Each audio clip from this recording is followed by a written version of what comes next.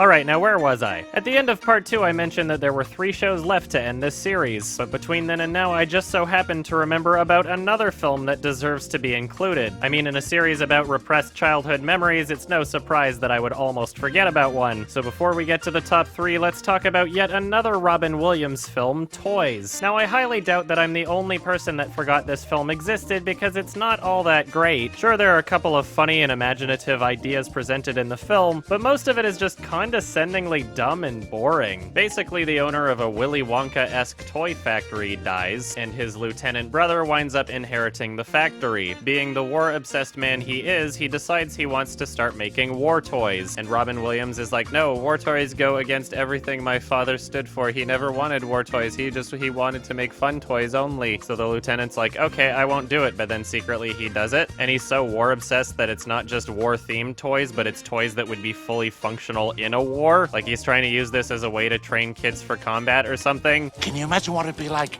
if we perfected a toy-sized plane that had deadly fighting capabilities? Little remote control planes. Yes! Now, everything that I just explained to you right now is something that the film took over a full hour to do the same. Most of the film is just the characters repeating the exact same information over and over again, interlaced with Robin Williams being really goofy and weird. This film also has some of the greatest music ever made.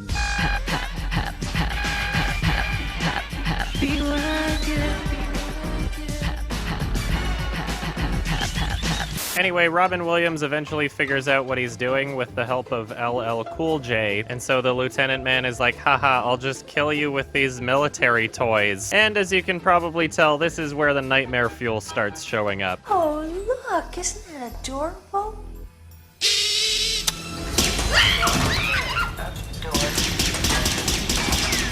To be perfectly honest, before I revisited this film for this video, I barely remembered anything about it other than this. Suffice it to say, this scene gave me quite the number of terrifying fantasies, but even worse is what happens shortly after. LL Cool J's just walking down a hallway minding his own business when suddenly a weird ball bounces up to him.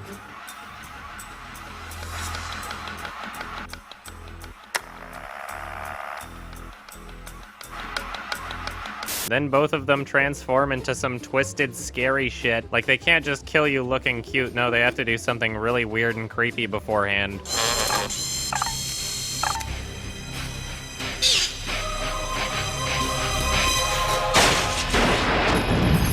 Excuse me, but what exactly did you grab onto? I don't recall seeing anything in this hallway that would support your weight. Clearly, he is actually Spider-Man. Pretty much the rest of the film is just a bunch of cheesy, strobe low frame rate bullshit. Robin Williams saves the day and 20th Century Fox loses tens of millions of dollars. I don't really know who this movie was trying to market itself towards, really. Most of it seems kind of like a kid's movie, I guess, but somehow it decided to go for a PG-13 rating. Now, in Canada, it was actually rated G, with the rating changed to PG 2 years after the film was released. So I guess that kind of explains why my parents would put that on in the first place. I mean, it's not insanely profane or graphic or anything, but with the way this film was marketed and the imagery associated with it, could anyone really even expect something other than a movie made specifically for kids, and not a movie where half of it is just really boring adult conversation that kids would never be interested in? Anyway, let's move on. Next up is the 1964 TV movie Rudolph the Red-Nosed Reindeer. Now, if you're somebody that was a kid before YouTube and Netflix, there is a near guaranteed chance that you've seen this film, because when you're stuck with cable TV as your best option for video entertainment, the Christmas season really fucking sucks. All of my favorite channels would just play the exact same Christmas special every single goddamn day. Why are you playing this Charlie Brown special I've already seen before? I want more Pokemon. Hey, I know. I'll use my trusty frying pan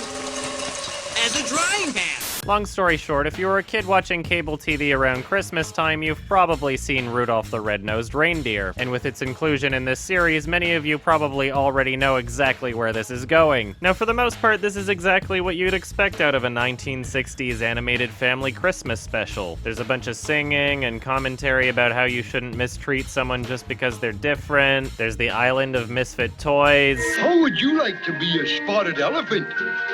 Or a choo-choo with square wheels on your caboose. Or a water pistol that shoots jelly. We're all misfits. Or a water pistol that shoots jelly. It's a water pistol. Okay. Or a water pistol that shoots. You know, why don't you just fill it with fucking water, you dumb shit? Why'd you fill yourself with jelly then? Why'd you do that? And somehow, despite its overall light and family-friendly tone, throughout the film we are subjected to this. Most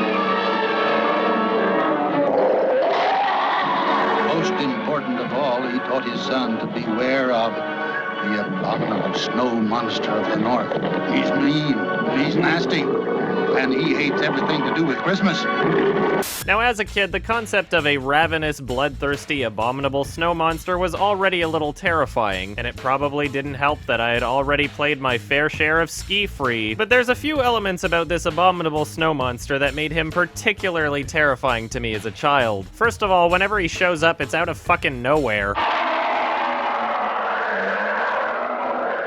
The abominable. He must see your nose. Quick, douse the light.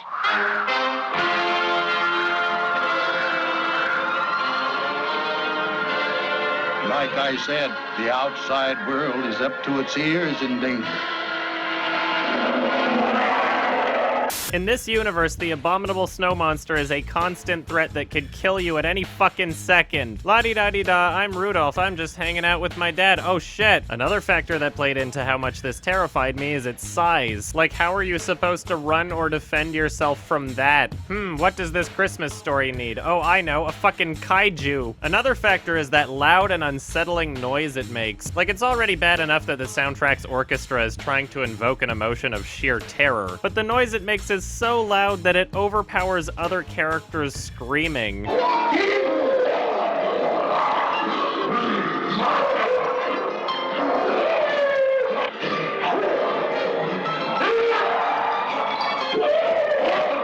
And that extra echo effect doesn't help that much either. And lastly, to top it all off, what made this so terrifying to me as a child is the way that it moves. For whatever reason, human beings psychologically feel a sense of fear whenever something's slightly off, so the quick and jolted movement brought to life by stop motion brings out the perfect storm of unsettling movement. If you think about it, there's plenty of horror movies that try to invoke fear by doing this exact same thing. Something wants to kill you, it's coming towards you, and it moves really fucking weird. As we near the end of the film, this monster is just about to sever the head off of Rudolph's girlfriend.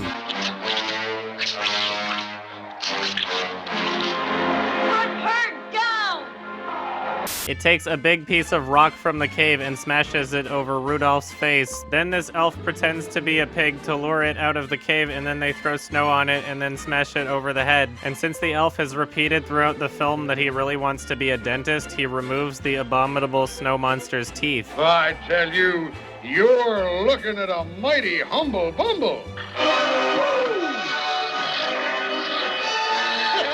He's nothing without his choppers. You say that, but is it not capable of killing you without its teeth? Oh yeah, don't worry about it. He can't eat us anymore, so I'm sure he'll treat us with nothing but care and respect. He's just gonna starve to death. Haha. So then Yukon and his dogs bully him off the cliff. Yukon! I will remember you.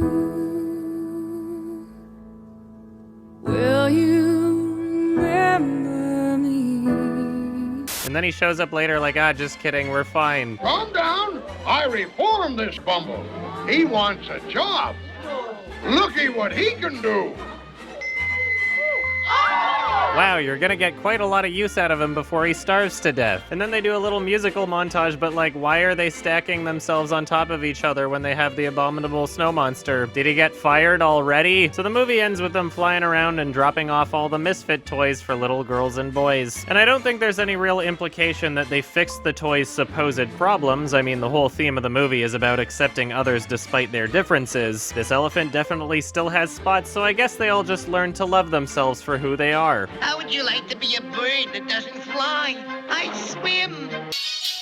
Santa came to say, Rudolph, with your nose so bright, Won't you guide my sleigh tonight? You fucking psycho! You murdered him! He can't fly, you monster! What have you done? Merry Christmas, everyone! Next up is an episode of the show Family Matters. Now, Family Matters was a long-running and generally lighthearted sitcom that ran from the late 80s to the late 90s. As a kid, I really enjoyed watching it whenever it was on. The cheesy but iconic character of Steve Urkel was always something that I could enjoy watching. Can I do that?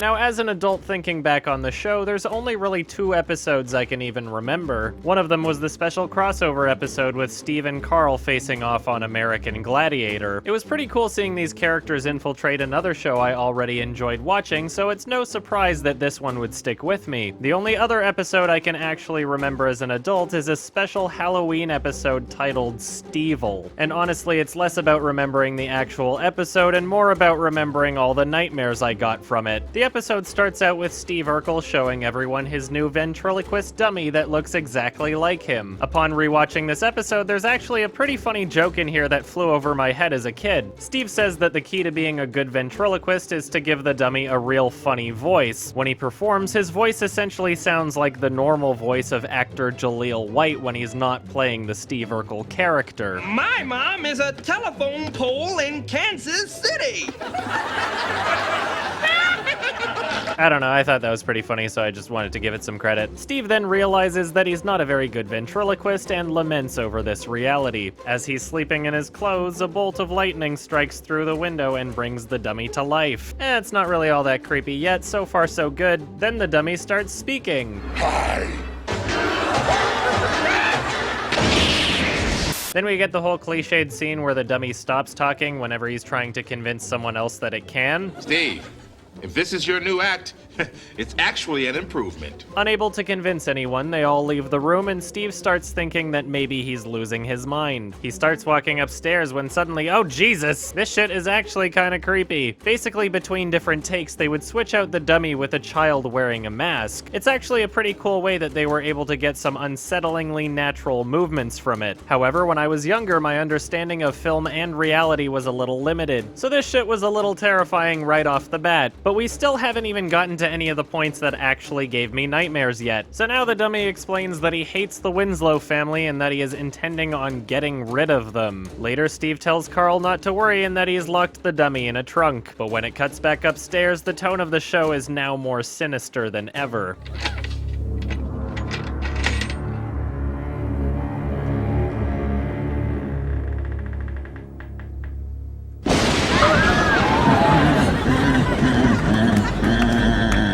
Now that Stevil the dummy is free, he starts taking out each family member one by one. That's you? Alright, now here's something that I definitely remember giving me nightmares. Yep, this family-friendly sitcom decided it would be a great idea to show this satanic dummy trying to run over children as they bicycle for their fucking lives. And to make things worse, somehow he traps them in the wall.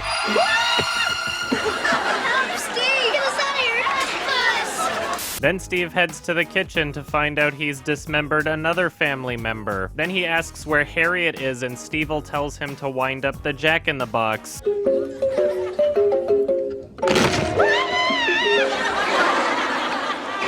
Is it just me, or does the audience laugh track make this even creepier than it would be otherwise? I'm gonna knock this dummy upside his head.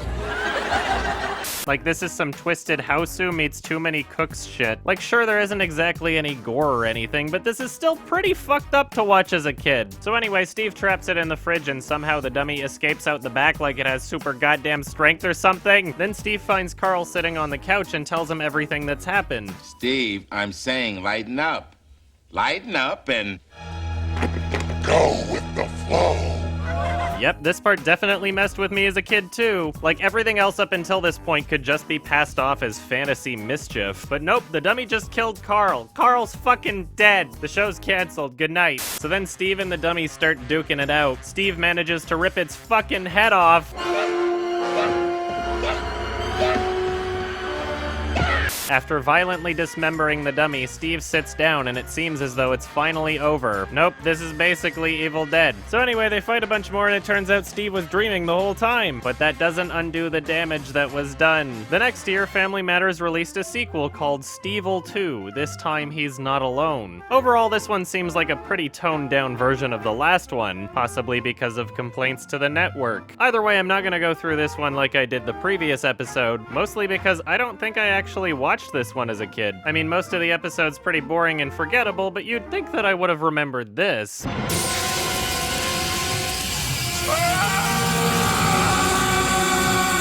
Well, we've pretty much covered everything except one particular show, and it seems as though I've underestimated how much I had to say about it, so all of that will be going in part 4, which is bound to be at least 20 minutes long, and I figured, fuck it, I'll just split this into 2 parts so you can have half of it now instead of waiting for the whole thing. I've already finished most of it, so it won't take too long, so stay tuned for another week or two, and I'll finally be talking about the show that really traumatized me, and then I'll finally be able to put these demons to rest. Who would you like to be, a spotted elephant? Or a choo-choo with square wheels on your caboose? Or a water pistol that shoots jelly? Well,